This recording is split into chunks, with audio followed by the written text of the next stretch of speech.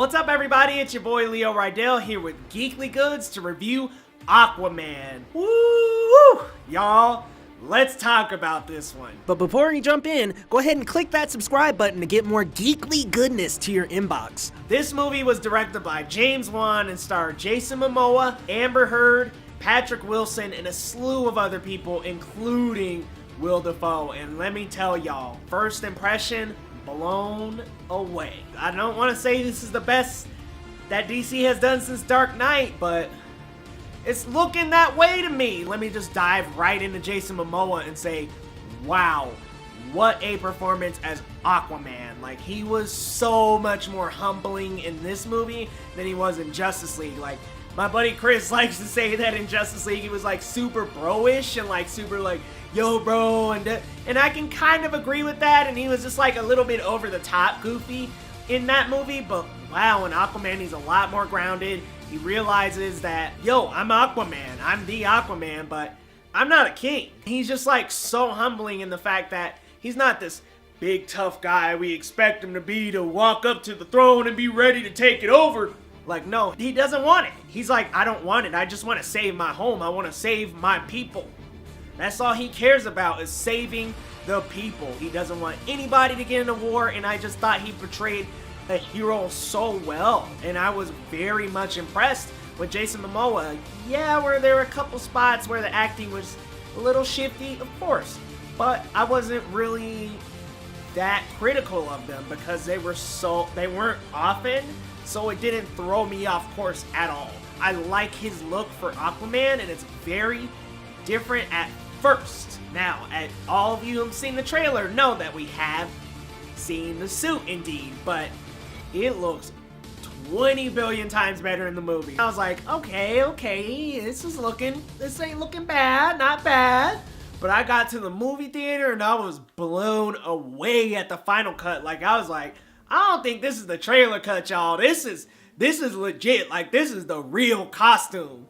Like, it looked so legit, like just so accurate from the comic book. Like, it's just perfectly captured. It looks great. It doesn't look weird or cheesy. The suit looks awesome. Now, let me keep the ball rolling and let's move to some more characters. Mira, I thought Mira could have been a little bit better. I do like Amber Heard, and it's not that she didn't do great, it's that I think they didn't really give Mira a chance to shine. Like, we're talking the queen of Atlantis here, y'all. Like, Mira is she ain't no pushover. Like, and I'm not saying that she was in the movie, I'm just saying there were a couple scenes with her and Jason Momoa where the romance felt a little bit forced, but it wasn't so heavy that it was like, oh my god, I'm unenchanted. I'm not convinced. Like, it wasn't that bad. So maybe Mira could have been a little bit better, just a little bit more powerful. Maybe we'll see that in future films, and maybe she gets even more powerful as we go. We're only at the beginning here. And by the way, the fact that they used the original Silver Age origin, wow, great. That is hats off to DC for that one, for using the Lighthouse Keeper in Atlanta. Nicole Kidman killed it. I loved what they did with the origin, like, and they had a narration under it, and it was smooth and quick, and it wasn't too much. We got that montage of him in the middle school that we see in the trailer. We got that in the intro. It's paced perfectly, with that being a prime example. I also want to move on to Patrick Wilson as Ocean Master. Wow, he really killed it for me. Like, I was really convinced he was out to get Arthur, and he wanted Atlantis for himself. Like, I was really feeling his character very vengeful, very spiteful of his big brother, very jealous. And the suit, guys, the Ocean Master suit is so good. The Ocean Master suit is so good. But wow, let me get over to Black Manta, because he was a spectacle. Yahya Abdul-Mateen, who seems to be a newcomer on the scene, was in the role of Black Manta, and wow, do I love his Black Manta, because you know what? All he does is hate Aquaman. Like, his reward is hating Aquaman. Like, he is just the bane and very existence of Black Manta, somebody who just hates Aquaman so much, and his sole life mission is to get Aquaman and either kill him, capture him, whatever, what have you.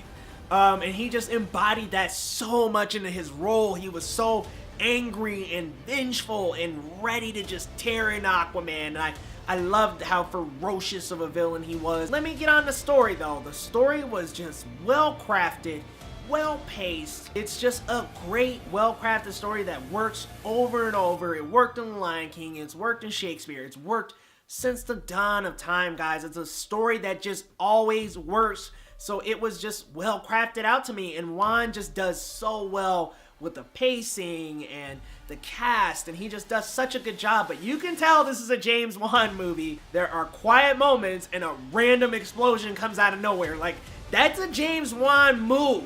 So this movie, guys, top to bottom was great. The music was amazing, and wow, let me not forget about the visuals and the cinematography. I mean, this was just such a visually well-lit, well-packed, beautifully designed film. Like, the CG was so good, and I felt like I was immersed in the ocean the entire time. This is exactly the feeling I wanted from this movie. I wanted to feel like I was underwater with Aquaman, and that's exactly how they made me feel. DC, you did not miss it this time. You did not miss it.